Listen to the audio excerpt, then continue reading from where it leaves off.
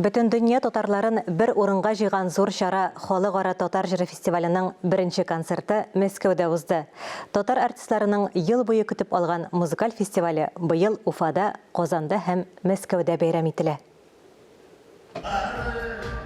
3 сағатлік концерт бір сулышта өтіп кетті. Барлық яратқан йылдызларыбыз да бүгінні бір сахнеде.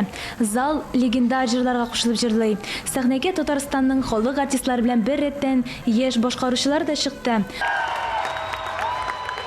Бу минем тормышымда икенче татар жыры. Былтыр беренче тапкыр катнаштым.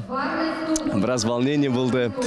Ничек кабул итәр тамашачы, булып чыгармы, булып чыкмас, Аллага шөкер, барысы да булып чыкты менә. Татар жырында чыгыш ясаулар минем өчен аның аерым рухы бар. Чөнки бу татар жыры дигән исеме белән итә. Шуңа күрә бу ниндидер нәтиҗә ясау үзебезнең эшләребездә. Шуңа күрә ул гадәти булуы мөмкин түгел.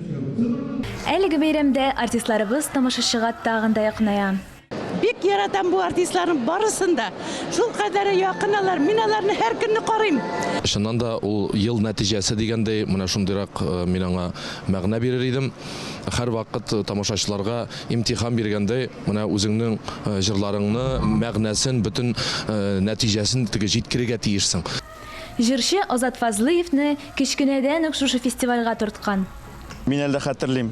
Мин авылда, мәктәптә укыган вакытта Татар жыры фестивале электән бит аның тарихы бар. Шуны без аны татар жыры була бүген дип бөтен телевидениелардан шулай карый идек. Утырып, теге гомердә дә анда чыгыш ясарбын дип уйлаган кеше түгел. Татар жырын оештыруда 100-ге якын кеше көч куя. Көтеп алабыз. Бу концертлар бик тә Мәскәүләр өчен кыйммәтле дип әйтимме, аларны бик яратып киләбез. Бик зур рәхмәт оештыручыларга бу концертларны оештырган өчен, шулай итеп матур итеп Мәскәүләргә бәйрәм үткәргән өчен. Бу концерт кына түгел, татар жырының тарихы да. Шушы тарихны күзәтергә сез дә 18 ноябрь көнне Өфе шәһәренә, 16 декабрь көнне Казанга килә аласыз. Миләүшә Гальфанова, Татарстан яңалыклары, махсус Мәскәү шәһәреннән.